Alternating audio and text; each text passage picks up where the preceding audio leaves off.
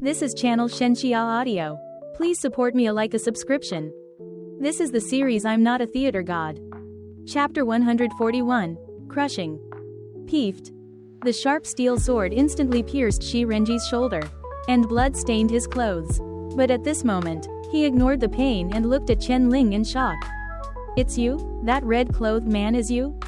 Shi Renji was all too familiar with this bizarre trick. Back at the warehouse entrance, the red-clothed man had used this very skill to toy with all of them. "You're from the Twilight Society?" In a flash, Shi Renji connected everything. When the red-clothed man appeared, Chen Ling had just said he was tired and rested, then led away all the shadow centipedes, devoured the calamity, entered the Grey Realm, and rescued Han Meng along the way. Although Chen Ling's current appearance didn't match that of the red-clothed man, combining those details, his identity could basically be confirmed. "It seems Aurora City really didn't tell you the details," Chen Ling said indifferently, delivering a heavy whip kick to Shi Renji's chest, sending him flying backward. He soared over 10 meters before crashing into the surface of a broken train car, leaving a deep dent. Shi Renji had covered half of his body with open black lens bracket iron armor close black lens bracket, but his internal organs were still injured. He coughed up several mouthfuls of blood violently, and his vision was starting to blacken. The injury to one shoulder rendered one of his arms useless. His other hand held the control rod, which had virtually no blade. The silk thread couldn't be activated, so he could only discard it in the snow. Shi Renji watched the figure rapidly approaching with the steel sword, and with a swipe of his fingertips into a hidden layer at his waist, 4 or 5 blades fell between his fingers. Silk thread dance. Shi Renji held several blades in one hand, his nimble fingers making them dance rapidly at his fingertips. Strands of dark silk shot out from his fingertips, like imperceptible thin snakes, tracking Chen Ling through the snow. These black silk threads were so thin that they were almost indistinguishable in the snowy night. A fierce killing intent was hidden in the invisible blind spots, already surrounding Chen Ling. Chen Ling's eyes narrowed slightly, and a faint light glowed in the depths of his pupils. The terrifying observational ability brought by the secret eye allowed him to clearly distinguish these black silk threads. His figure flickered among them like a dancing butterfly, with threads brushing past his cheeks, yet none could harm him in the slightest. How is this possible? Shi Renji controlled the black silk threads while looking at the rapidly approaching figure in disbelief. The skills of the open black lens bracket Tian Lang close black lens bracket path are indeed fierce, Chen Ling said calmly, pulling a few copper coins from his pocket. "Unfortunately, you've met the wrong opponent." Ding! He flicked his fingers, and all the copper coins in his hand flew into the sky. The next moment, those copper coins transformed into gleaming blades. Shi Renji's pupils constricted. He immediately looked down and found that the blades at his fingertips had been replaced by smooth, round copper coins. Without a blade, his skill could not be unleashed, and the black silk threads that could cut through anything suddenly vanished. As soon as he looked up, the gleaming steel sword streaked through the air like a meteor. The terrifying force carried his body backward, pinning him firmly to the train car. A gust of wind swept across Shi Renji's face, and Chen Ling's calm countenance reappeared. Shi Renji stared at Chen Ling with wide eyes, but he no longer had the ability to strike. His face was filled with unconcealed defeat. He hadn't expected the disparity in strength between himself and Chen Ling to be so vast. The other party had only used 2 tricks to break his strongest killing move. Within mere tens of seconds, the outcome of the battle between the 2 3rd District enforcement officers was decided. Chen Ling stood still in front of him and slowly spoke. "Chief Shi, in the message you received, what did Aurora City tell you?" After Shi Renji had drugged him, he had used the word heretic. Chen Ling knew he had been exposed, but how exactly he had been exposed had always been a knot in his heart, as he felt that everything he had done so far was almost flawless. Cough, cough, cough. Shi Renji's shoulder blade was pinned to the train's iron plating by the steel sword. His features contorted in pain. After taking a few deep breaths, he spoke hoarsely. "I don't know, they didn't say anything. They just told me you were a heretic and that I had to eliminate you, no matter what means I used." Chen Ling's brows furrowed slightly. He instinctively felt that something was off, but he couldn't pinpoint exactly what it was. Just as he was deep in thought, Shi Renji's voice sounded again. "Chen Ling, I don't understand.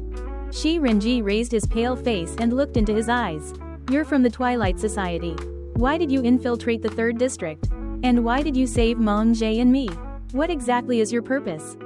Chen Ling didn't answer, merely pushing the steel sword deeper into the iron plating, then slowly releasing the hilt of the sword. You don't need to know. For now, you just need to stay here and watch how I kill people. The next moment, his figure vanished into the night. While Chen Ling was crushing Shi Renji, over a dozen enforcers had already fled in all directions, their figures disappearing into the dimness and thick fog. But for Chen Ling, a few hundred meters was nothing. A blood-red shadow swept across the ground with astonishing speed.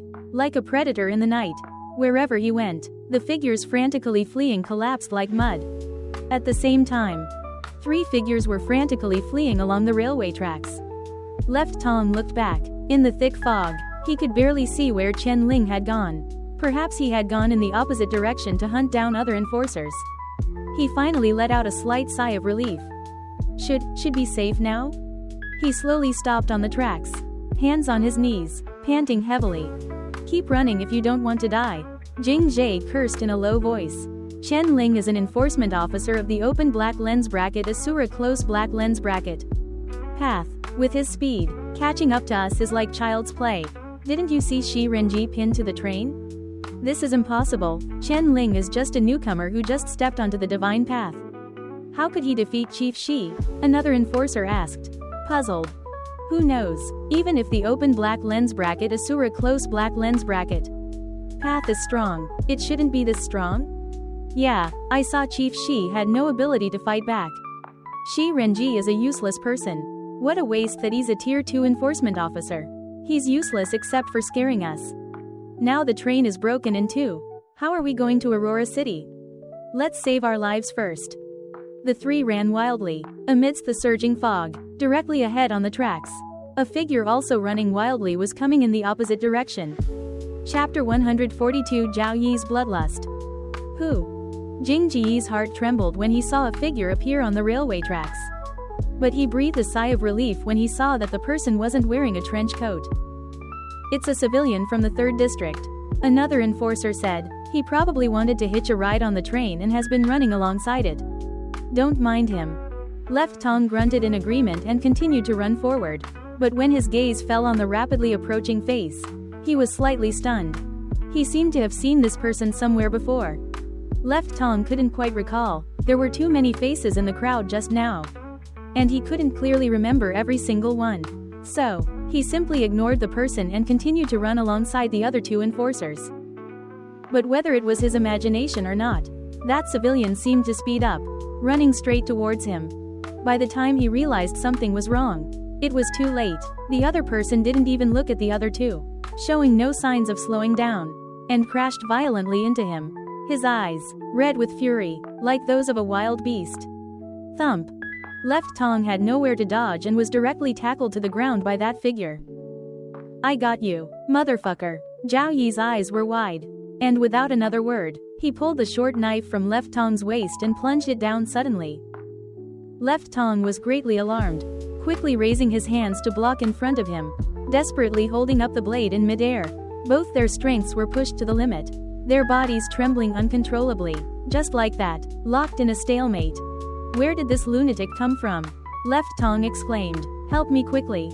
Jing Jie and the other enforcer looked at each other, confusion appearing in their eyes simultaneously.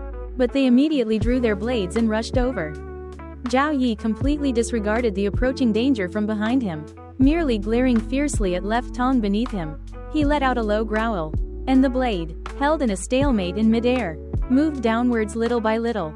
Perhaps because he was young, or perhaps due to hatred, his strength overcame Left Tong's.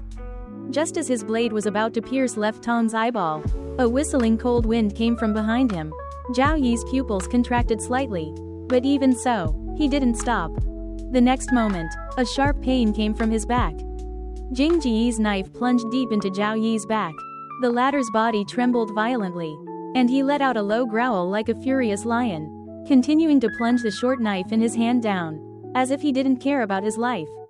Ah! The blade pierced through one of Left Tong's eyeballs.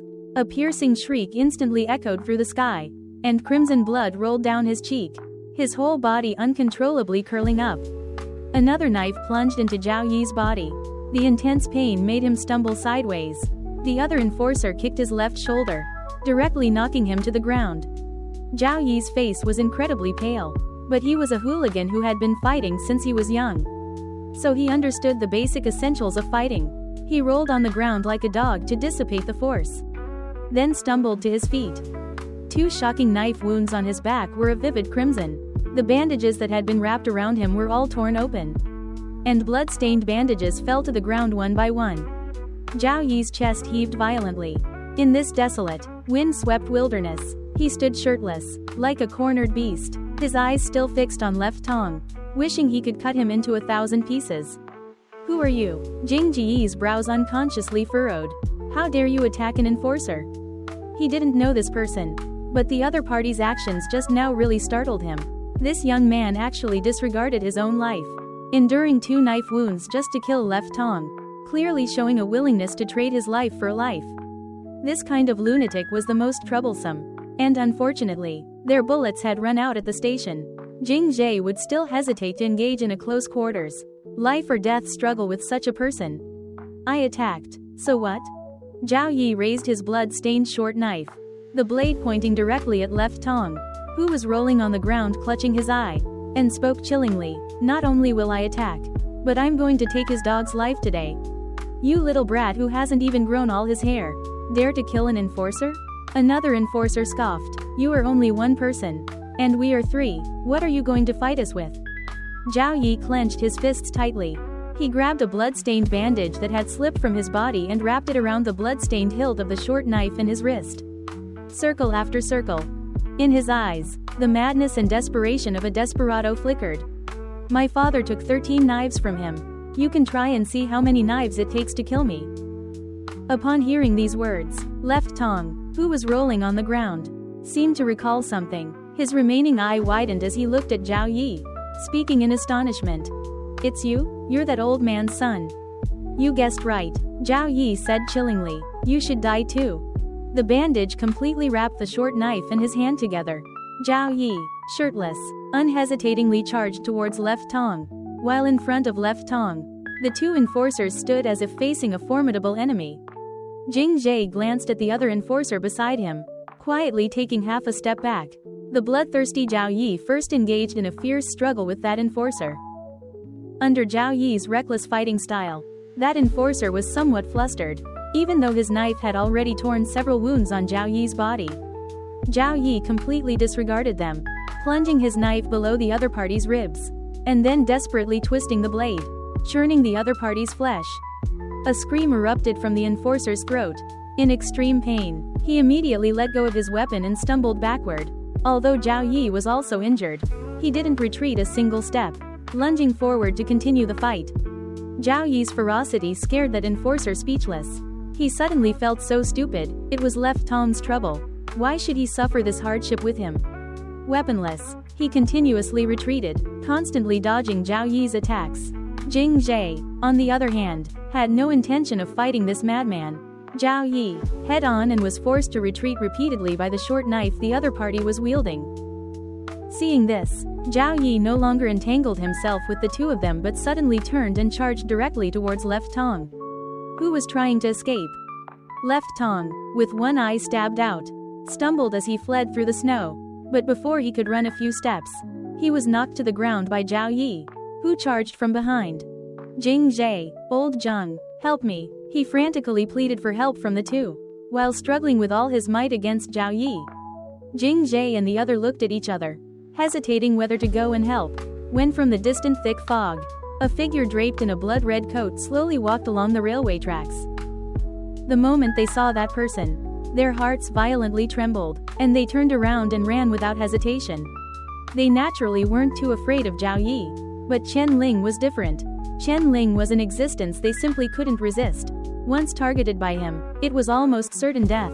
In this situation, they decisively chose to abandon Left Tong and save themselves. Chen Ling glanced at the blood-soaked Zhao Yi and slowly spoke. "What I promised you, I've done." Chen Ling did not stop, but continued to walk towards the 2 fleeing figures in the fog. like a red-clad Grim Reaper. Chapter 143, 13 Blades. Seeing that the two had completely abandoned him, and Chen Ling had appeared at the same time, despair surfaced in Left Tong's eyes. But when he saw Chen Ling ignore him and chase after Jing Zhe and the other, a glimmer of hope for survival rose in his heart. As long as Chen Ling didn't kill him, he still had a chance to live. Zhao Yi's gaze withdrew from Chen Ling's back, then refocused on Left Tong beneath him, who was still gritting his teeth and struggling against him, his face filled with a desire to live. "Let me go, I beg you, please let me go." Left Tong's face was deathly pale. "I didn't mean to kill your father. I know I was wrong. If you let me go, I'll give you my spot to enter Aurora City." Really?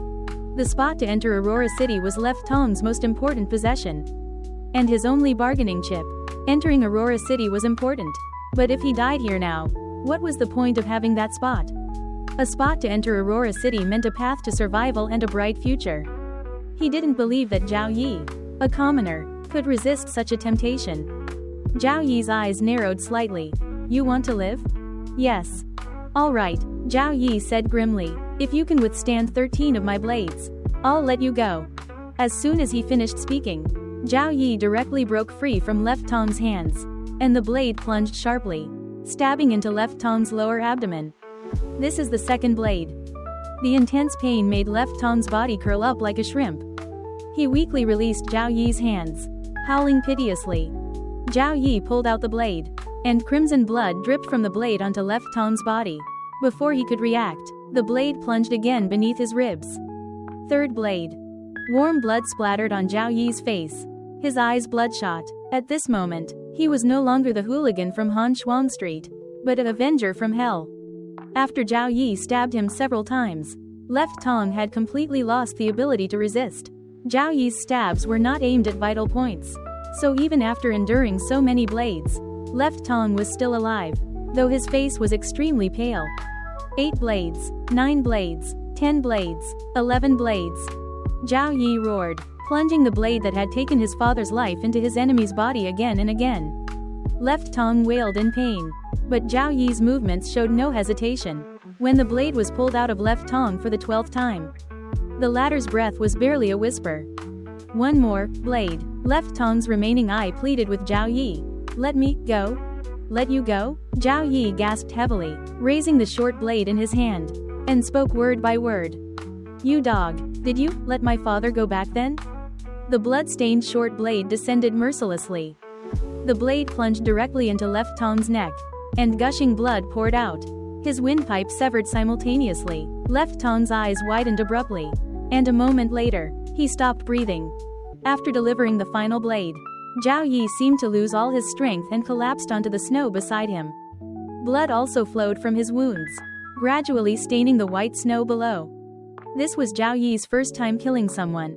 Besides feeling a bit nauseous, he felt more of the satisfaction of having avenged a great wrong. Just then, as if remembering something, he gritted his teeth and struggled to his feet, spitting a large mouthful at Left Tong's corpse. "Go to hell."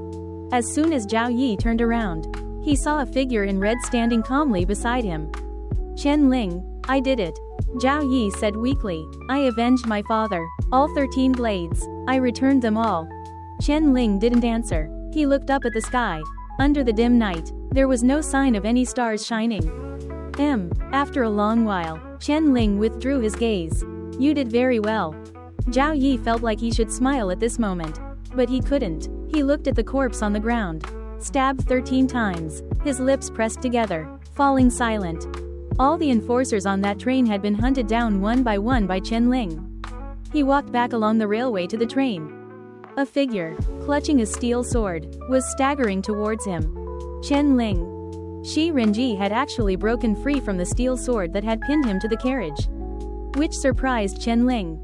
"I said, you let me go once, and I will let you go once," Chen Ling said calmly, looking at the pale figure. "Everyone else has been killed by me. There's no point in you looking for me now." Shi Renji saw the scattered corpses and a bitter expression appeared in his eyes. He had already anticipated this outcome ever since Chen Ling had pinned him to the train. "Chen Ling, I have one last question." Shi Renji spoke hoarsely. "Speak." In your eyes, everything I've done, is it completely wrong? Shi Renji looked at him. His eyes filled with endless struggle and confusion. His pupils reflected the desperate flames of 3rd District, the scattered corpses of the enforcers, and the black railway stretching all the way to Aurora City. Chen Ling was silent for a long time, then slowly spoke. It's not about right or wrong, merely different stances. Hearing this answer, Shi Renji subconsciously retorted, then what is your stance? Is it Aurora City, or the people of 3rd District? Aurora City or the people? Whoever is right or wrong. How many will die, whether they deserve to die? None of this means anything to me. Chen Ling paused. It's like a play that has nothing to do with me.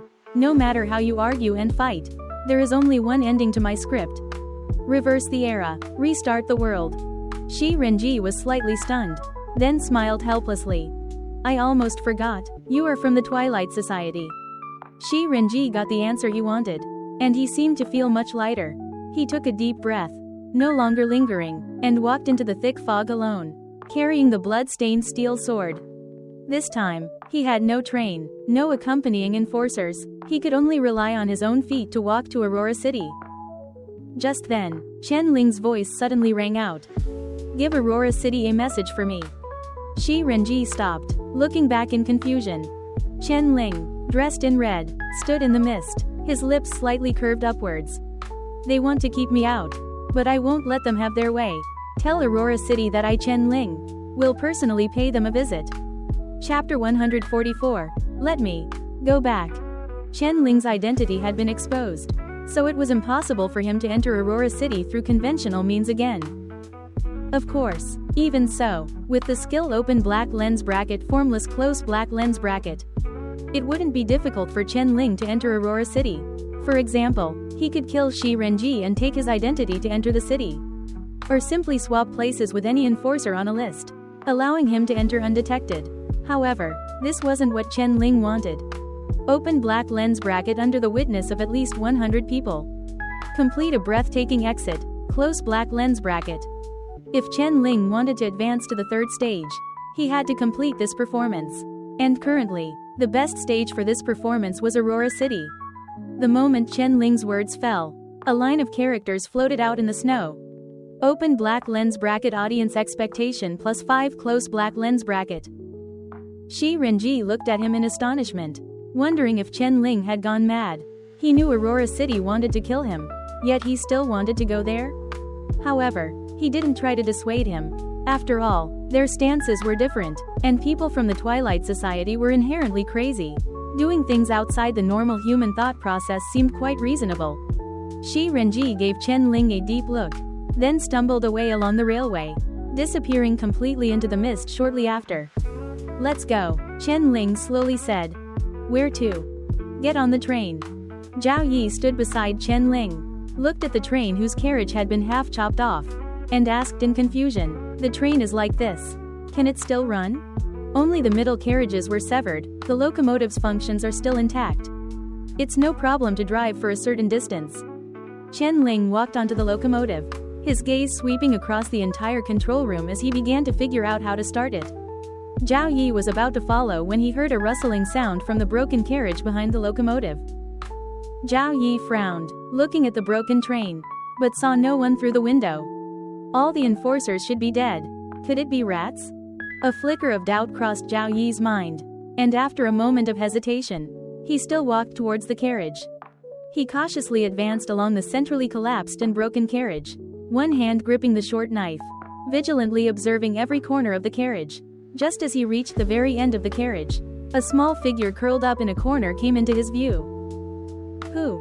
Zhao Yi subconsciously took half a step back, pointing his short knife at the figure. When he saw it was a small girl of 5 or 6. He froze.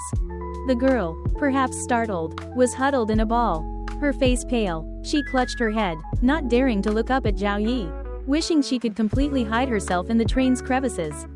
A girl? Zhao Yi asked in confusion. Why are you here? She must have hidden on board before the train started moving. A voice came from behind Zhao Yi, startling him. He then realized Chen Ling had appeared behind him at some point. His eyes slightly narrowed as he looked at the girl in the corner. Weren't you going to the locomotive? If you heard a sound here, I naturally heard it too. Zhao Yi heard the sarcasm in Chen Ling's tone and gritted his teeth in anger. He wanted to retort but couldn't. So he could only let out a muffled snort. Bring her along, I need more audience. Need more of what? Zhao Yi hadn't heard clearly. Chen Ling shook his head, said no more, and turned to walk towards the locomotive. Seeing this, Zhao Yi could only put away his short knife for now and extend his hand to the girl. Speaking as softly as possible. Come with me, we're not those bad people. We'll take you to Aurora City. The girl timidly opened her eyes and saw that Zhao Yi was a young boy. And some of the fear in her eyes dissipated. Her neighbor's older brother was also about the same age. My legs are weak. The girl lowered her head, her voice as faint as a mosquito's buzz. Seeing this, Zhao Yi simply picked her up and carried her on his back, walking through the broken carriage towards the locomotive. The girl's body was very light, even the injured Zhao Yi could carry her with ease. As they entered the locomotive's control room, Chen Ling casually waved his hand, and the control lever instantly replaced the wooden stick, returning to its original position. Then he pulled it down firmly. Whoosh! The boiler roared, and the hum of steam rose once more. Chen Ling had already disconnected the locomotive from the rear carriages. As the transmission rod turned, the locomotive drove straight forward along the railway. Zhao Yi placed the girl on a chair in the control room and then walked to the door to look out. The railway stretched to the end of the dense fog, leading to an unknown destination in the wind and snow. Chen Ling, can we really reach Aurora City by going this way? Zhao Yi felt uneasy. Who said we're going to Aurora City? Huh? Zhao Yi was startled. The final destination of this train is the temporary stop outside Aurora City. Without entry documents, we still can't get through the city gate. Chen Ling slowly said, what I want is a means of transport that can directly enter Aurora City. A means of transport that can directly enter Aurora City? Zhao Yi scratched his head. What do you mean? Where exactly are we going now? Chen Ling paused for a moment, then slowly uttered 3 words. Winter Port. ... Aurora City. White Dove Square. Gentle warm sunlight scattered upon the lawn, as if plated with a faint gold. In the center of the clean stone pond, a magnificent fountain was surrounded by misty water vapor, diffusing arcs of rainbows. And directly in front of this fountain, a figure in a black trench coat sat silently on a wooden chair, like a statue. A group of 5 or 6-year-old children laughed and played. Rolling on the lawn, they saw the figure on the wooden chair, and a hint of confusion flashed in their brows. After whispering for a moment, they scampered over on their short legs. Enforcement officer brother, aren't you tired? Yeah, you've been sitting here all morning. Come play with us. Do you see that colorful kite flying the highest over there? My dad bought it for me. Isn't it pretty? Look, he's like a statue. He really doesn't move at all. The children gathered next to the figure, laughing and nudging a few times, then realized this person really seemed to be a statue. Immediately intrigued, they pulled out various colored pens from their pockets, ready to draw on his face. Just then, an elder also wearing a black trench coat walked over from a distance with 2 cups of coffee. He patted the children's heads, and a smile appeared on his wrinkled face. Children, this brother is tired, let him rest for a while. Though a bit confused, the children, seeing the elder, scattered with laughter. The old man sat down on the wooden chair and slowly spoke. How is it? Have you figured it out? Beside him, the statue-like figure still had his head bowed. His hands rested on his knees, countless shadows locking him in place, like a prisoner confined in the court of judgment. And at this moment, his eyes were bloodshot. Han Meng laboriously parted his chapped lips, letting out a low, hoarse roar. Let me go back. Chapter 145, Kites. Ji Yuan didn't seem surprised by Han Meng's answer. He placed a cup of coffee in front of Han Meng, his eyes fixed on the countless kites soaring in the sky, and slowly began. The kites from Aurora City have always been the best-selling in the 9 great realms. Do you know why? Without waiting for Han Meng to speak, he continued to muse. The Aurora domain is too cold for most of the year. It's winter here, and children spend most of their childhood indoors. Only for that 1 month when summer arrives do they get a chance to go outside and play freely. That's the happiest time of their year. Because this happiness is hard-won, parents try their best to meet their children's needs. During this month, Tens of thousands of kites fly into the sky above Aurora City every day. They carry the children's expectations and hopes for the entire year. When summer passes, parents hang the kites in the most prominent place in their children's rooms. So the children will know, even if winter is hard to endure, summer will eventually come. What are you trying to say? No one wants to abandon the 7 districts. But we have no choice. Ji Yuan looked at him calmly. Look at this city. It is the future and hope of the Aurora domain. As long as it remains, winter will eventually pass. Perhaps one day, we can even rebuild the 7 districts. Han Meng replied hoarsely, but the children of the 7 districts haven't even seen kites. That's not fair. Ji Yuan paused slightly. He remained silent for a long time before speaking again. The maximum integration and utilization of resources is a decision Aurora City made to rapidly advance its own development. Whether this decision is correct, I am not qualified to judge. But from the standpoint of the entire human collective, what we are doing now is undoubtedly correct. What does your correctness have to do with me? Han Meng looked at him. My people and my subordinates are waiting for me to return. I don't have time to listen to your grand theories here. So much time has passed. The 3rd district has long been annihilated. Even if you go back now, all you will face is endless calamity. Han Meng's body trembled slightly. Except for Aurora City, the aurora in other parts of the realm has long since disappeared, it's just that the dense fog obscures it, making it unnoticeable for a while. Within 1 hour of the aurora's disappearance, at least 1,000 convergence points will be born, within 3 hours. The convergence points will be sufficient for calamities of Tier 3 and above to pass through, within 10 hours. The 7 districts will theoretically be completely annihilated, within 20 hours. The Grey Realm will completely envelop every inch of land outside the city, leaving no one alive. Ji Yuan glanced at his wrist, where a silver hand silently rotated on a starry dial. And now, 15 hours have passed since the aurora disappeared. If you leave Aurora City now, who can you save? Not only will you be unable to salvage the 3rd district, but you will also needlessly lose your life there. Han Meng, you are a smart person, you should know what to do. Han Meng's hands on his knees clenched involuntarily, veins bulging. He sat beneath the flying kites, struggling in silent torment, like a stone sculpture. Ellipsis. On the icy frozen ground, several figures walked slowly along the railway tracks. Dad, I'm hungry. The boy looked up, the wind and snow dyeing his eyelashes white, his eyes filled with grievance and pleading. Boss Shu's heart ached at the sight. He turned to ask his wife, do we still have anything to eat? How could we? You rushed us out so quickly. I didn't even have time to pack anything. The woman sighed. If I hadn't grabbed 2 pieces of clothing on the way out, we'd probably be frozen to death by now. A few hours earlier, Boss Shu had also heard about what happened in the 2nd district and 4th district. Felt things were amiss, and immediately took his family and fled, planning to seek refuge in Aurora City overnight. He knew Aurora City might not accept them. But what if? Now, besides Aurora City, they had nowhere else to go. They left early and didn't hear any news of enforcers going to the train station. So they had no choice but to walk.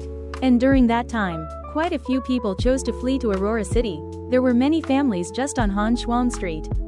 Their speeds were all similar, walking in 2s and 3s along the railway tracks. By now, they had only covered less than 1/5 of the journey. Seeing this, Boss Shu remained silent for a long time, then gritted his teeth and quickened his pace, running towards the figures ahead of them.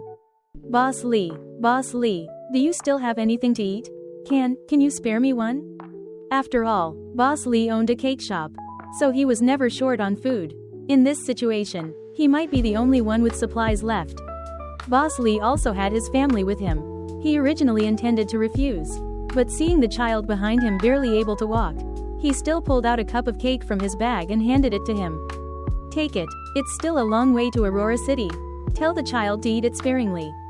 Boss Shu was overjoyed and quickly nodded in thanks. The child took the cake and bit off a large portion in one go. Before he could take a second bite, Boss Shu took it away and put it back. Good boy, we'll eat the rest later. The child was obedient and didn't fuss about eating more. Instead, he quietly asked, Dad, when will we reach Aurora City? It's still a long way. Boss Shu sighed. If there were a train, we'd be there in a few hours. Even if there were a train, many people would surely try to board it. We might not even get on. Boss Li, who was ahead, suddenly spoke. That's true. Wait, is it just my imagination? Why'd I feel the tracks shaking? Just as the group was speaking, a low rumbling sound, like distant thunder, came from behind them. Boss Shu froze for a moment, as if something had dawned on him. A train? Is it a train? The many figures walking along the tracks simultaneously stopped. They looked back in shock, only to see two blinding beams of light pierce through the thin fog. In the hazy distance, a massive steel beast roared towards them. It really is a train. The woman's eyes lit up. She stood by the tracks and waved frantically. Save us. It's a train going to Aurora City. Wait, this train, why does it only have one engine? Whoosh. Before anyone could react, the solitary locomotive roared past them, the rushing wind whipping at their clothes. They stood bewildered in place. Chapter 146, Winterport Annihilated. It wasn't until the train's front plunged into the thick fog and disappeared that everyone gradually recovered. How could this happen? Where are the other carriages? I think I saw Chief Chen inside the train. I saw him too. That red clothing was too conspicuous. You could spot it instantly. Why didn't Chief Chen stop and save us? This train doesn't even have carriages. How could he take us? He must have run off by himself. There seemed to be someone else next to Chief Chen just now. I didn't see clearly. Was it Zhao Yi, if I'm not mistaken? Quote. Everyone spoke one after another. Their gazes toward where the train's front had gone filled with envy. Don't look anymore. Let's go. Boss Shu shook his head. Chief Chen can't save us.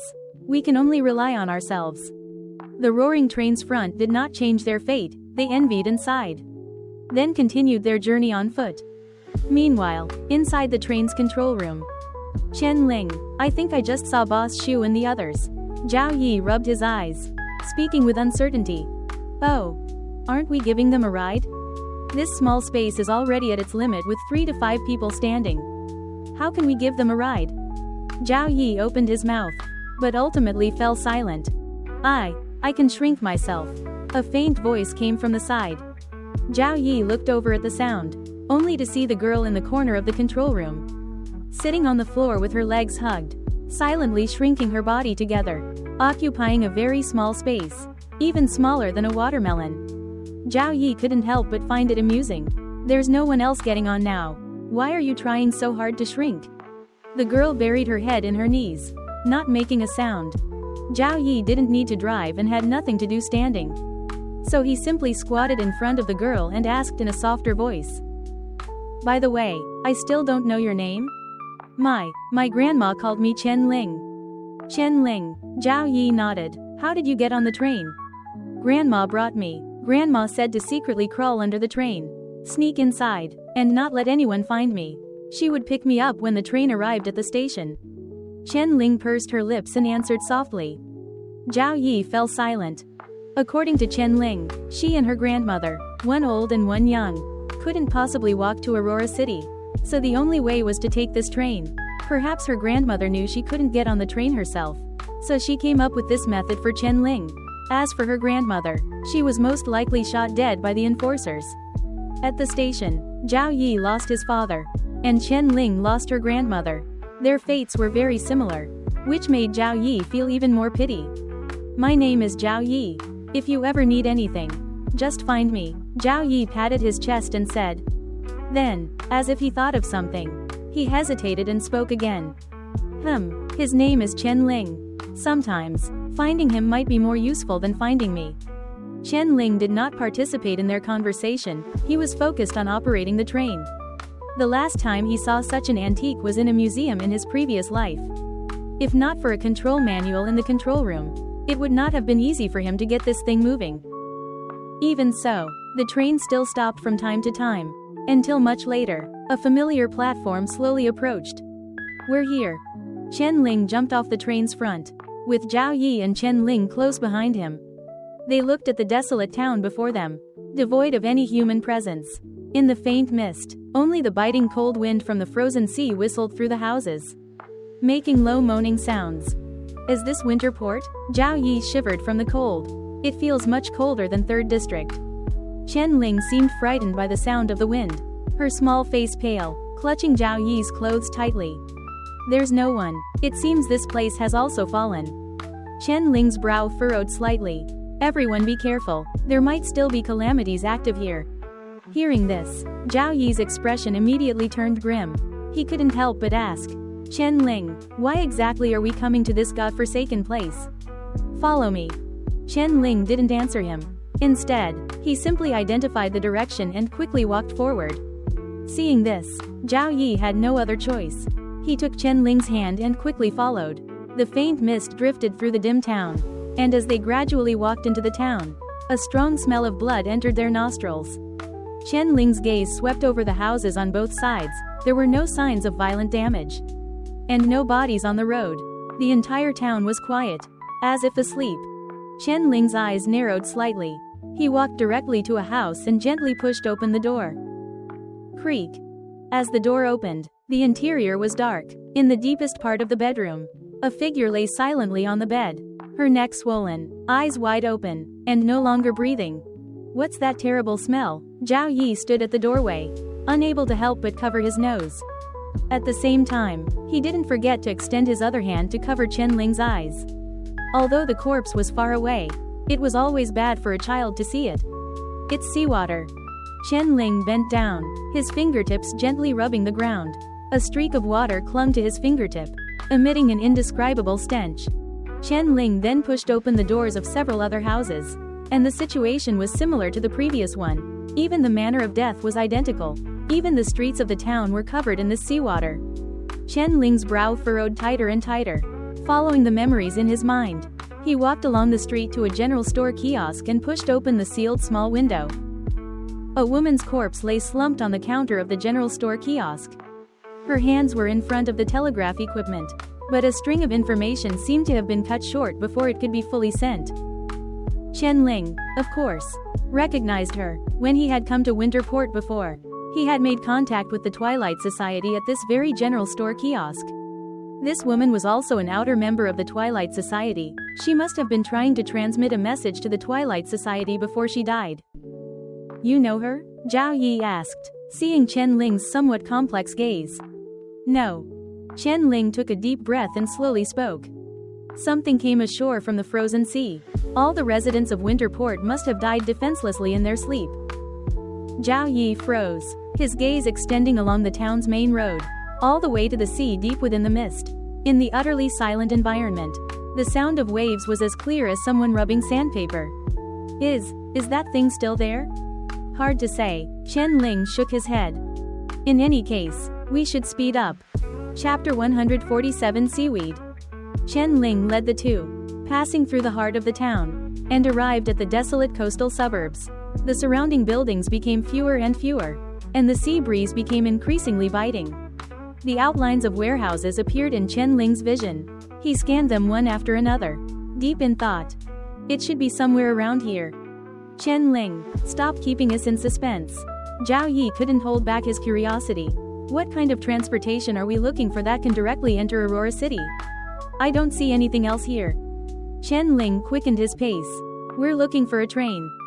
A train? What's the difference between that and the one we just gave up on? The train we're looking for doesn't need tracks to operate, and it has enough carriages. Hearing this, Zhao Yi's eyes widened in shock. A train that can run without tracks? Does such a thing really exist? It exists. Chen Ling answered with certainty. It certainly existed. When Chen Ling went to the Bingdao Ancient Treasury, he had personally ridden that train. If he remembered correctly, the fire usurpers had hidden the train in a warehouse here. Although the enforcers later discovered it, they didn't move it, so it was most likely still sealed in its original location. Zhao Yi was about to say something else when he suddenly stepped into a puddle. The splashing water covered his trouser legs, and the wind instantly froze it into fragmented ice shards. Damn it, Zhao Yi couldn't help but curse. Is this place flooded? Why is there so much water everywhere? The water level here isn't right. It's much higher than when I was here last time. Chen Ling glanced at the churning waves not far away. A large amount of ice was brought up by the waves onto the Black Reef beach. The seawater repeatedly washed over the main road, and the cold wind blew, forming thick frost on the road. Chen Ling walked into the cluster of warehouses and began to open and search them one by one according to his memory. Perhaps it was the sense of crisis brought by the demise of Winter Port. But his speed was extremely fast. And he was agile even on the frost-covered ground. Zhao Yi couldn't keep up with his speed at all and could only take Chen Ling to hide behind a warehouse. The sea wind here was relatively weaker. But even so, the two of them were still shivering from the cold. "Brother Zhao Yi, how much longer do we have to stay here?" Chen Ling huddled into a ball, asking tremblingly. "I don't know, it depends on Chen Ling." Zhao Yi looked at the red-clad figure moving swiftly through the warehouses and murmured. "But this kid is pretty reliable. It should be soon." "Chen Ling, are you cold?" "Cold? Give me your hands, I'll warm them for you." Zhao Yi took her small, red hands, bent down, and kept blowing on them. The warm air condensed into thin fragments in midair, scattering. Zhao Yi rubbed them vigorously again. And after warming her small hands a bit, he put them back into her pocket. "Feeling better?" Chen Ling blinked. Zhao Yi looked at the porcelain doll-like girl in front of him and felt his heart melt. He couldn't help but complain. "When I was little, I told my dad to have a younger sister for me. But he wouldn't listen. Later, my mom died, and he had to raise me and run the shop alone, working until his hair turned white. Don't you think if he had listened to me back then and had another little padded jacket, it would have been better than fighting with me every day?" Zhao Yi sighed deeply, and a hint of loneliness appeared in his eyes as he thought of that face with temples streaked with gray. Chen Ling didn't understand what Zhao Yi was saying. She only knew that Zhao Yi's expression seemed not very good. After a moment of hesitation, she took her small hand out of her pocket again, covered Zhao Yi's blood-stained palm, and opened her mouth, trying to blow warm air. Zhao Yi was startled and smiled helplessly. He was about to say something when his peripheral vision caught a snake-like afterimage flashing in a frozen puddle nearby, rushing rapidly towards the two of them. Swoosh! The afterimage was too fast. Zhao Yi's pupils suddenly contracted, and without thinking, he pulled Chen Ling into his arms. Zhao Yi felt a tremendous force lash his back, and he was sent flying by the blow, suspended in the air for several seconds before slamming onto the frost-covered ground. An unprecedented sharp pain burned all his nerves. Zhao Yi felt as if his back had been flayed open. The pain from this blow was even more intense than all the previous stabs he had taken combined. "Brother Zhao Yi." Chen Ling was tightly protected in Zhao Yi's embrace and wasn't injured. But when she saw Zhao Yi covered in sweat, her face turned pale with fright. Zhao Yi had no time to answer Chen Ling. He groaned in pain while trying to look back over his shoulder. He saw a tattered piece of seaweed, like a swimming snake, emerging from the reflection in the puddle, writhing and twisting in the faint icy mist. Its surface was covered with countless dense runes. Just looking at it made one's scalp tingle. What the hell is this thing? Zhao Yi had no time to feel the pain, because at that moment, the piece of seaweed instantly tore through the air and rushed towards him with astonishing speed. Fortunately, this time Zhao Yi was prepared, and holding Chen Ling, he rolled half a meter away, narrowly avoiding the seaweed's whipping range. Whack! The seaweed lashed the ground, instantly shattering all the frost on the surface. A hideous gully appeared on the ground, and gravel splash. This scene made Zhao Yi's scalp tingle. His back had just taken such a direct hit, so what must it look like now? Zhao Yi unhesitatingly picked up Chen Ling and ran. He took a deep breath and shouted with the loudest voice he had ever used. "Chen Ling!" At this point, Zhao Yi no longer cared about his pride. The piece of seaweed in front of him was clearly not a naturally occurring species. Since it was a disaster, it had to be handled by a professional. But Chen Ling was not a god, he couldn't just teleport to his side the moment he called. And at the same time, two more afterimages flashed out from a puddle nearby. Zhao Yi's pupils contracted slightly. He cursed inwardly, then immediately used his signature dog roll, flipping twice on the ground. A whistling whoosh passed by Zhao Yi's ears, continuously shattering the ice layer. He slid several meters precariously on the icy surface, losing his sense of direction amidst the spinning, and crashed headfirst into the adjacent warehouse. The clanging of tools falling to the ground echoed. The intense pain almost made Zhao Yi faint. He looked at the numerous runic seaweeds appearing out of thin air not far away, which had blocked all exits. Behind him was a sealed wall. "Brother Zhao Yi," Chen Ling's voice began to tremble. Zhao Yi protected Chen Ling behind him with one hand, his pale face with wide, angry eyes. He directly picked up a steel pipe from the ground, pointed it at the many writhing seaweeds outside the warehouse, and cursed. "Come on, you dog things, those cowardly enforcers are afraid of you. I'm not afraid." Chapter 148, The Train Starts. Crack.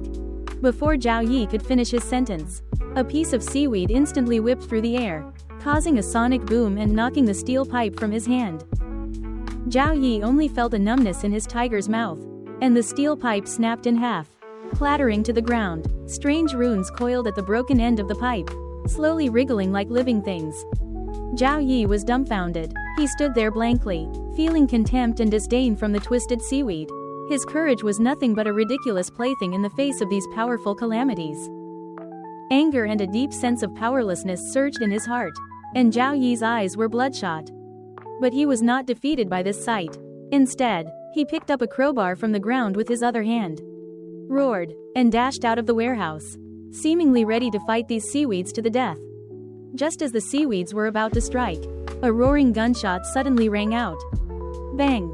The power of deconstruction instantly annihilated two pieces of seaweed into nothingness, tearing a gap in the encirclement around the warehouse. Chen Ling, draped in a blood-red coat, stood before the gap, the smoking muzzle of his gun aimed at the writhing seaweed on either side. "Go quickly," Chen Ling said calmly. Upon seeing this, Zhao Yi immediately turned back into the warehouse, hoisted Chen Ling onto his shoulder, and ran towards Chen Ling's direction without hesitation. The other seaweeds on both sides were enraged, lashing out wildly at Zhao Yi and Chen Ling. But Zhao Yi's steps did not falter in the slightest. Instead, he gritted his teeth, closed his eyes, and charged forward with his head down. He had already entrusted his life to Chen Ling. Bang! Bang! Two more gunshots rang out. Zhao Yi clearly felt the strong wind that had been coiling towards him disappear. When he opened his eyes again, he had already broken through the seaweed's encirclement and reached Chen Ling's side. Just as he was about to say something, he saw that Chen Ling's face was a bit pale. "Chen Ling, are you all right?" "I'm fine." Chen Ling glanced at the puddles at the base of the seaweed and immediately said, "Avoid those puddles or ice, or anything that can reflect light. Winter Port was most likely annihilated by this thing." But there's ice everywhere here." Zhao Yi looked at the frost-covered ground in front of him and said bitterly. Chen Ling's eyes narrowed slightly. He turned his gun and aimed it at his own lung, pulling the trigger. As his body was pierced by the bullet, a scarlet glow rapidly climbed into his eyes. Then, he lifted his right foot abruptly and stomped it heavily on the ground. Thump! Dense cracks spread across the ice, shattering it with a roar. Chen Ling's stomp directly shattered the frost within dozens of meters around him into ice shards. Not anymore. This scene completely stunned Zhao Yi and Chen Ling. Zhao Yi looked at the bullet hole Chen Ling had made in himself, and his mind went blank. This was the first time he had seen Chen Ling's combat style with his own eyes. He seemed to understand why the people on Han Shuang Street had such a peculiar attitude towards Chen Ling back then. Chen Ling glanced behind him. The distant seaweeds were rapidly approaching. "Follow me." Zhao Yi and Chen Ling followed behind Chen Ling, passing through several warehouses and buildings, finally stopping before a cordon. Behind the cordon was a tall, spacious large warehouse. Chen Ling cut the cordon with a knife, and his blood-stained hands pressed directly against the heavy steel door. As the veins on his arms bulged one by one, this hundreds of kilograms heavy door was actually pushed open by him. A low creaking sound echoed, and dust obscured Zhao Yi's vision. When he opened his eyes again, he saw a tall steel behemoth quietly prostrate within the warehouse. It was a train exactly like the K-18 they had taken to arrive. This, Zhao Yi's eyes widened. How is there another K-18 here? Get on the train quickly. Chen Ling had no time to explain to him. He directly ushered the two into the control room. The control room of this train was basically identical to the previous one.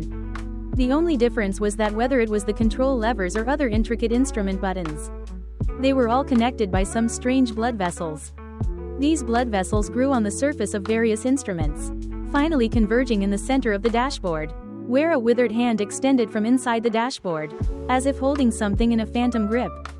Chen Ling was startled by this scene, and Zhao Yi on the side also exclaimed, "What the hell is this?"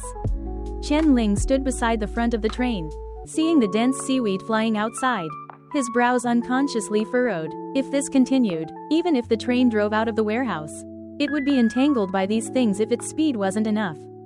If this train was also destroyed, everything would be over. Zhao Yi, you drive. Chen Ling's peripheral vision swept around. He picked up several barrels of gasoline from inside the warehouse and lightly flipped onto the roof of the train. Me? I don't know how to drive this thing. This thing should have some special driving method. Try it. Hearing this, Zhao Yi's gaze naturally fell on the withered hand in the center of the dashboard. All the instruments were connected to this hand. It looked like a central hub.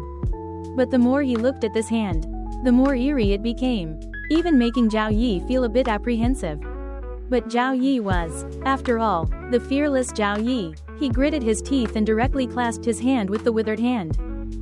The moment their hands touched, the withered hand snapped shut like lightning, gripping Zhao Yi's palm tightly. The next moment, a raging fire blazed in the boiler, and the hum of steam immediately echoed through the warehouse, almost deafening the few people. Steam spewed from the chimney, quickly filling the entire warehouse. As the transmission rod gradually started, this mysterious train, which had been stagnant in Winter Port for a long time, finally started moving again, slowly driving out of the warehouse. Seeing this, Chen Ling directly threw one of the gasoline barrels in his hand, which arced through the air and landed towards the flying seaweed. Before the seaweed could attack the gasoline barrel, Chen Ling raised his gun first and pulled the trigger without hesitation. Bang! The gasoline barrel exploded in midair, and burning flames rained down, covering the ground. The rune-covered seaweed curled and wriggled within it, as the ice and puddles on the ground were evaporated by the flames. These seaweeds also disappeared without a trace. Damn it, charge at them. Zhao Yi seemed to have mastered the method of driving this train.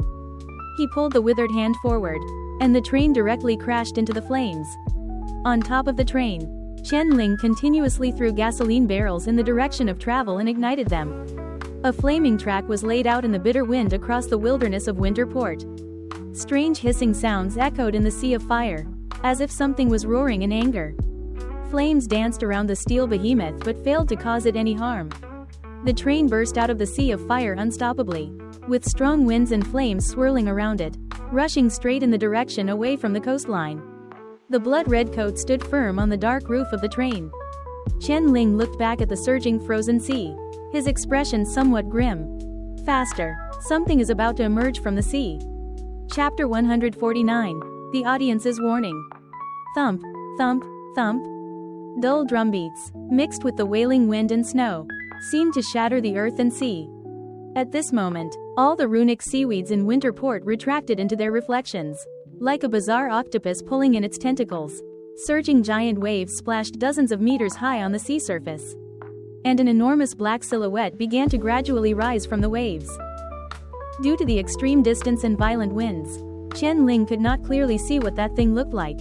Moreover, the part of it exposed above the sea seemed to be just the tip of an iceberg, from afar. It resembled the peak of a colossal mountain rising from the seabed. Dense black tentacles extended from the seabed, dancing wildly between the sea and the sky, like twisted lightning churning the waves. If one looked closely, they would realize that these tentacles were actually the runic seaweeds that had just emerged from the reflections. Chen Ling stood on the front of the train, which was rapidly speeding away from Winter Port, staring intently at the colossal object in the far distance, his mind trembling. He did not know what that thing in the sea was, but just from its size, it was enough to instantly kill any disaster he had encountered so far. Even the enormous fifth-tier bone eagle that flapped its wings in the Grey Realm was not even 1/10 the size of the part of that thing exposed above the sea. If size represented the tier of a disaster, then this one in the sea must be at least 7th tier or higher. No wonder Winter Port was annihilated so easily, with such a disaster hidden along the frozen sea coast. Even if it only casually used a few seaweeds, it could silently kill tens of thousands of people. The bad news was, the disaster in the sea seemed to have been enraged by them. As the sea waves were pierced and shattered by the sky-filling seaweed, those black shadows swept over the Winter Port coast, rushing towards the train that was rapidly leaving the Winter Port area. Their speed was so fast that they caused sonic booms in the air, instantly covering 2/3 of the distance. As these seaweeds attacked, a grayness began to rapidly spread around, the sky visibly turning a heavy lead gray. All colors in the world were stripped away. At this moment, the unstable balance between the real world and the gray realm was broken. And they began to accelerate their convergence. Zhao Yi Gerger, my eyes are broken. Chen Ling huddled in the corner of the control room. Having witnessed the colors in her eyes disappear, she rubbed her eyes hard, a hint of a sob in her voice. Chen Ling, it's not your eyes that are broken. In Zhao Yi's eyes, only monochromatic black, white, and gray remained. While gritting his teeth and driving the train, he comforted her. It's this world that's broken. On the roof of the train, the blood-colored coat also lost its color as the gray realm converged. Seeing this, a hint of doubt flashed in Chen Ling's mind. Previously, when he was in the gray realm, that red color was clearly preserved. Why was it gone now? Chen Ling suddenly remembered that the last time he was in the gray realm, he was wearing the red opera robe that came with his resurrection. This time, he was only wearing a coat stained red with blood. So, what was preserved by the gray realm was not his color, but the color of that red opera robe? Chen Ling did not have time to think deeply, because the few seaweeds that had broken through the air had already arrived before him. As the runes on the surface of those seaweeds lit up, a terrifying pressure swept over him. At the same time, a stinging pain emanated from within Chen Ling's body. Beneath his skin, runes also began to flicker, seemingly about to burst out very soon. Just as Chen Ling felt his body was about to escape his control, the void behind him suddenly twisted, and pairs of scarlet eyes opened out of thin air. Those were countless angry gazes, as if their most beloved plaything was about to be snatched away. Threats and warnings transcended time and space, carrying an immensely powerful pressure that descended upon this world. The seaweeds flying in midair instantly froze. Before Chen Ling could react, the runes beneath his skin rapidly faded, as if they had never existed. Those seaweeds suddenly recoiled back into the surging waves, like tentacles that had been scalded, retreating even faster than they had arrived. By the time Chen Ling looked back, there was nothing behind him. He did not know what had just happened, but he could roughly guess that the audience could not help but intervene. However, logically, they should not interfere with his life or death. Was there another reason? Although Chen Ling could not figure it out, he still breathed a sigh of relief. Regardless, they had survived the attack of that terrifying disaster. As the train gradually disappeared into the horizon, in the surging waves, the colossal shadow still stared intently in the direction they had left. Sections of hoarse and strangely intoned whispers emanated from it. It's that one from Ghost Mach Abyss.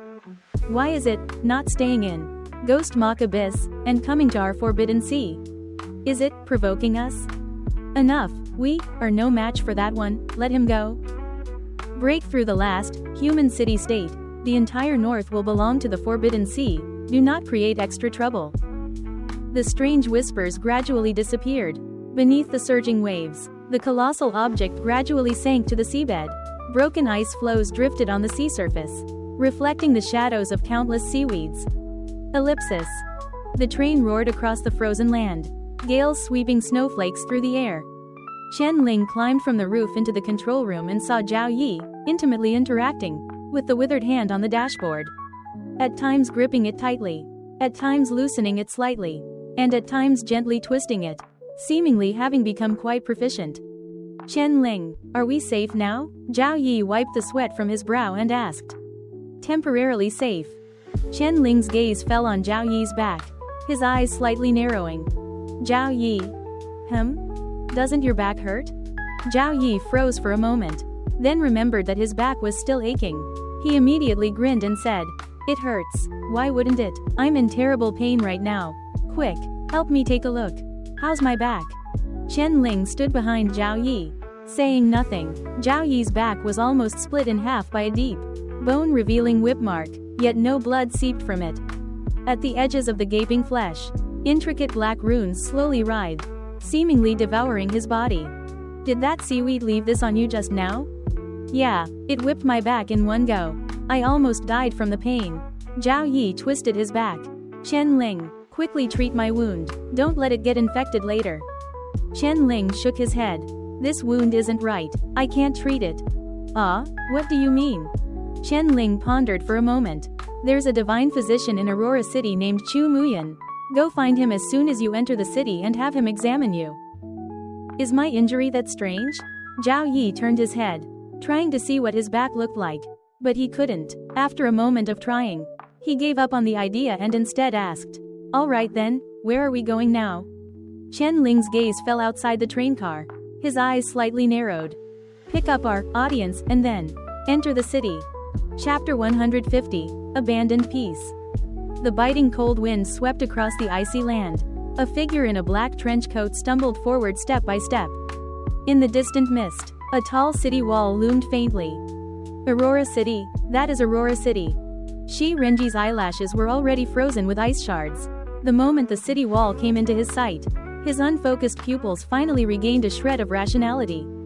His chapped lips parted slightly, exhaling a puff of white mist. At this moment, he felt as if all his bones were about to freeze, and the 2 wounds previously pierced by the steel sword had long gone numb. He didn't know how he had managed to walk this far. In this vast expanse of ice and snow, his very existence seemed to have been erased. If it weren't for the lingering motivation Aurora City had given him, he would have likely collapsed from exhaustion halfway. And now, the city he had longed for was right before his eyes. As he approached, the surrounding mist grew thinner. He could see the shimmering aurora flowing across the sky behind the city wall, like a dazzling gem suspended in the air. Beneath that gem, countless colorful swans vaguely soared. Shi Renji stared blankly at this scene. Seemingly lost in thought, he reached out, wanting to grasp the flying colorful swans. But in the end, he only clutched a cold expanse of wind and snow. "Aurora City, I've arrived." Shi Renji took a deep breath. The cold air caused a sharp pain in his lungs, and he fully awakened, quickening his pace towards the city wall. He stumbled to the base of Aurora City. A blinding beam of light projected from the top of the wall, sweeping across the white land and locking onto Shi Renji. Shi Renji frowned, instinctively raising his hand to shield himself from the light. "This is Aurora City." A deep voice came from a loudspeaker at the edge of the city wall. "Please present your entry documents." Shi Renji took a deep breath and shouted towards the city wall, which was covered in wind and snow. "I am Enforcement Officer Shi Renji of the 3rd District, here to report to Aurora City." The voice from the loudspeaker paused for a moment, seemingly verifying something. After a brief wait, the massive city gate slowly opened under Shi Renji's gaze. A gust of wind brushed against his cheek, followed by several calm figures emerging from behind the city gate. These figures were uniformly clad in black trench coats. Unlike Shi Renji, the hems of their trench coats each bore at least 4 shimmering markings, and the leading man even had 5. Seeing such a large formation, a look of surprise appeared in Shi Renji's eyes. He only wanted to enter the city. Why were so many high-ranking enforcers dispatched? "You are Shi Renji?" the leading man asked. "Yes." "Why are you alone? Where are the enforcers you were supposed to bring?" Shi Renji opened his mouth, but ultimately spoke hoarsely. "They're all dead. In the calamity riot in the 3rd District. They all died." 30 people, all dead? The man's eyes narrowed slightly. "Yes." "What about Chen Ling? Did you kill him?" "Killed him." The man nodded slightly, saying nothing more. "Officer, can I enter Aurora City now?" Shi Renji asked tentatively. "Of course." The man drew his gun, aimed at Shi Renji's knees, and pulled the trigger without hesitation. Bang bang. 2 gunshots, followed by 2 blooming blood flowers. Shi Renji had not expected the other party to shoot him, and he didn't even manage to activate his iron armor before screaming and falling to his knees. Immediately after, the other enforcers standing behind the man quickly stepped forward, locking Shi Renji's hands with dark shackles. A blade, glinting with chilling cold, was pressed against his neck. With just a little more force, Shi Renji's head would fall. Shi Renji knelt in the snow, the blood seeping from his knees staining the ground beneath him. His eyes were filled with pain and bewilderment. "Why? Is there some misunderstanding? I came here after receiving a message from Aurora City. I have a record." The man sneered, slowly walked forward, and pressed the cold muzzle of the gun against Shi Renji's forehead. He spoke indifferently. "Should I call you Shi Renji, or Chen Ling?" Shi Renji froze in place. "What do you mean? I'm Shi Renji. You can just check my file and you'll know. My face can't be faked." Shi Renji replied angrily. "Your face can't be faked," the man said unhurriedly. "Not necessarily." "Not necessarily?" "The heretic Chen Ling possesses a special skill of changing faces. Even cutting off the face cannot confirm it. Tell me, how can you prove you are Shi Renji? A deep sense of confusion appeared in Shi Renji's eyes. He looked at the man, whose face was filled with the calm confidence of someone who held all the cards. Chen Ling was able to slaughter all other participants in the Soldier's Path ancient treasury by himself. His strength must be above tier 2. Tell me, how did you, a 2-marked enforcement officer with no talent, kill him? Shi Renji's face was devoid of color. No, that's not right. You knew I couldn't defeat him. So why did you give me that order? Shi Renji froze, a thought suddenly flashing through his mind. You did this on purpose? You used me as bait? No need to keep acting. Chen Ling, the man slowly said, let me remind you what happened. Enforcement officer Shi Renji received an order and set a trap to kill you. But with his strength, how could he be your match? You easily defeated Shi Renji and learned from him that Aurora City had discovered your identity. So you decided to turn the tables, killed Shi Renji, and took his face, intending to infiltrate Aurora City this way. This way, you could not only enter the city but also continue to lie low within the enforcer system as enforcement officer Shi Renji. For you, this is the simplest and most efficient method. Officer Tan Shin sent Shi Renji to you precisely to make you take the bait. We were initially worried that you would kill Shi Renji and never show up again. But now it seems you still fell for it. The man's words echoed in Shi Renji's ears like rolling thunder. Only then did Shi Renji understand why the message from Aurora City had not mentioned any background information about Chen Ling, nor explained why he was a heretic.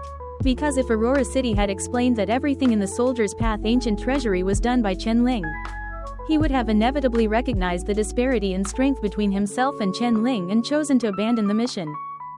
Aurora City's message, from the very beginning, never intended for him to kill Chen Ling, but rather to use his life as a sacrifice to set a trap for Chen Ling to walk into. I didn't kill him, Shi Renji immediately explained. I spared him because he saved the 3rd district. I only knocked him out. I really didn't kill him. I just wanted to. Shi Renji stopped halfway through his sentence, because he knew that no matter how he explained it now, it would be futile. From the moment Aurora City sent him that message, he was already an abandoned piece.